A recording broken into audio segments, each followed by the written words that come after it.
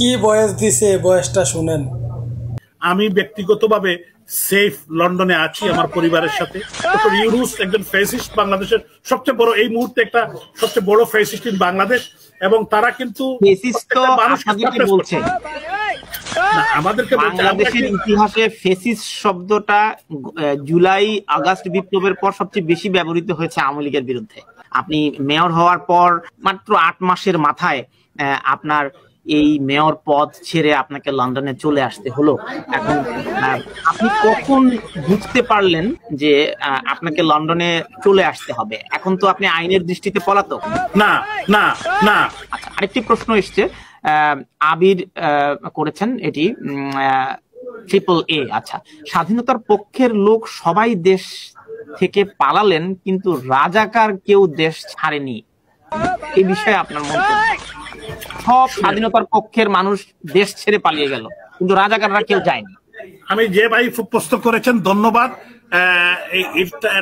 এটা কিন্তু তাই বলছে, স্বাধীনতার সপক্ষে সব লোক পালায় নাই, কিন্তু এই প্ল্যানটা আমরা দেরিতে আমরা বুঝতে পেরেছি, এবং মাননীয় প্রধানমন্ত্রী রাষ্ট্রনায়ক শেখ হাসিনা কিন্তু এটাকে মেনশন করেছিলেন বারবার। আপনারা 15 বছর 16 বছর ক্ষমতায় ছিলেন, তো আপনারা কি এমন করেছেন যে, যেমন দেখুন মার্কিন নির্বাচন হয়েছে, ডোনাল্ড ট্রাম্প পুনরায় এসেছেন, কিন্তু বাইডেন সরকারের নেতাকর্মীরা তো যুক্তরাষ্ট্র ছেড়ে পালিয়ে যায়নি, আপনাদেরকে সবাইকেই পালাতে হলো।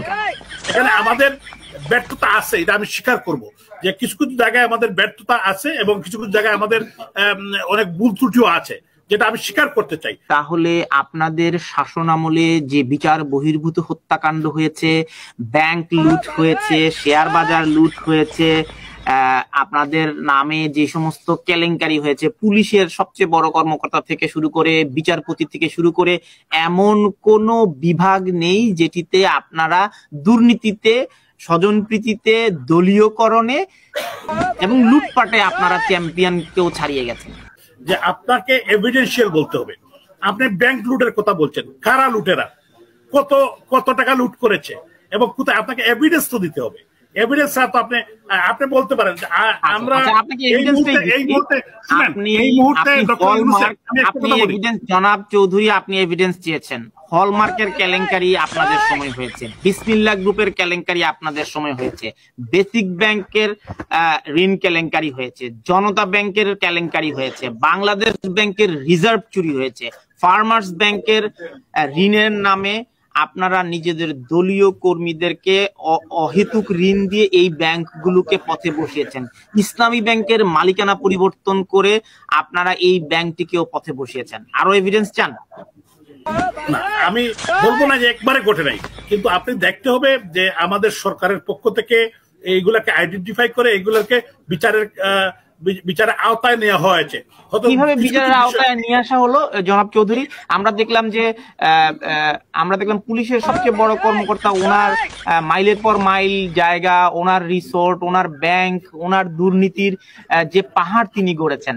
তারপর সাবেক প্রধানমন্ত্রী শেখ হাসিনার বাণিজ্য উপদেষ্টা সালমান এফ রহমানের যে দুর্নীতির খবর, শেয়ার বাজার কেলেঙ্কারিতে তিনি নিজে জড়িত বলে 60 জনের নামের তালিকার মধ্যে তার নাম রয়েছে। 400 কোটি টাকা নিয়ে পালিয়ে গেছে, তো উনি তাকে জেলে না দিয়ে তাকে বিদেশে যেতে দিলেন কেন?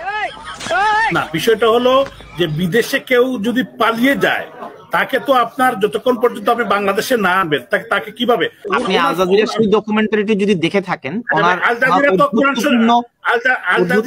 বক্তব্যগুলো, মিস্টার তাকবীর, আপনি আল জাজিরা তো আর কোনো কোরআনের বাণী না, আল জাজিরা একটা নিউজ চ্যানেল। জনাব চৌধুরী, আপনার কাছে কি মনে হয় না আপনারা গত 4টি নির্বাচনে এমন পরিস্থিতি তৈরি করেছেন যেখানে বিরোধী দল ছিল না, বিরোধী দলের রাজনীতি করার কোনো সুযোগ ছিল না, মত প্রকাশের কোনো সুযোগ ছিল না, আপনারা তাদেরকে নির্বাচনে আস্থা তৈরি করতে পারেননি, যে কারণে একের পর এক নির্বাচনকে আপনারা প্রশ্নবিদ্ধ করেছেন। এ কারণেই আপনাদের বিরুদ্ধে গণজোয়ার এবং গণবিপ্লব হয়েছে। এখানে জাতীয় পার্টি সহ অন্যান্য যারা নিবন্ধিত রাজনৈতিক দল তারা অংশগ্রহণ করেছে। আমি বলতে চাই যে পার্টিকে তো আপনারা একদম সরকারি দল বানিয়ে কাগজে কলমে বিরোধী দল আর হচ্ছে এগুলা আপনারা বলতে পারেন। আপনার কাছে কি মনে হয় না যে 2008 সালে আপনারা ক্ষমতায় এসে তত্ত্বাবধায়ক সরকার ব্যবস্থাটা বাতিল করে দিলেন, 2014 সালে বিরোধী দল ছাড়া একতরফা নির্বাচন করলেন, 153টি আসনে বিনা ভোটে নির্বাচন করলেন, 2018 সালে এসে আপনারা একাদশ জাতীয় সংসদের আগের রাতে ব্যালট বাক্স ভর্তি করে সেটিকে জাতির সামনে আনলেন, বাক্স ভর্তি করা যেটাকে অনেকেই রাতের ভোট বলে আপনাদেরকে কলঙ্কিত করেছে সেই নির্বাচনটি। আবার 2024 সালে এসে আপনাদের নিজেদের দলের নেতাদেরকে আপনারা স্বতন্ত্র একটা বিরোধী দল বানিয়ে আর একটা নির্বাচন করলেন।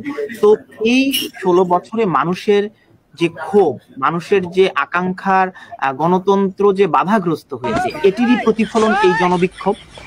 না, আমি বলি আপনাকে, এটা একটি জায়গায় কিন্তু আমরা ফেল করেছি। আমি আবারও বলতে চাই এটা আমাদের ব্যর্থতার জায়গা।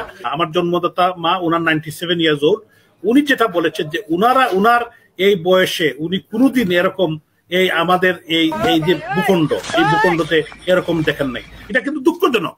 এটা আমরা গণতন্ত্রের স্বার্থে আমরা সবসময়, আপনি যদি বলেন গণতন্ত্রের স্বার্থে, তো একটা বাংলাদেশের মানুষ যদি এখন বলে যে আমরা হিজবুত তাহরিকে ক্ষমতায় দেখতে চাই অথবা আমরা জামায়াত ইসলামীকে ক্ষমতায় দেখতে চাই, বাংলাদেশের অধিকাংশ মানুষ যদি, আপনি যদি গণতন্ত্রের কথা বলেন, গণতন্ত্র সংখ্যাগরিষ্ঠের মতামত, তো এখন সবাই যদি বলে হিজবুত তাহরি আর জামায়াত ইসলামীকে বাংলাদেশের সংখ্যাগরিষ্ঠ জনগণ ক্ষমতায় দেখতে চায়, তাকে যদি মানুষ ভোট দেয় তাহলে তো আমাদের বলার কিছু থাকবে না।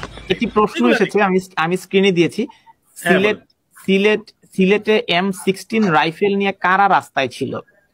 4 আগস্ট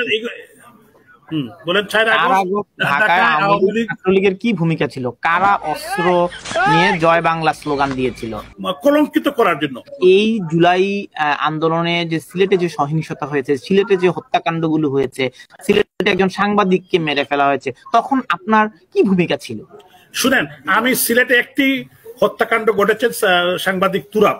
এখন আপনারা এই পরিস্থিতি থেকে আপনারা কি আওয়ামী লীগ আর ফিরে আসতে পারবেন?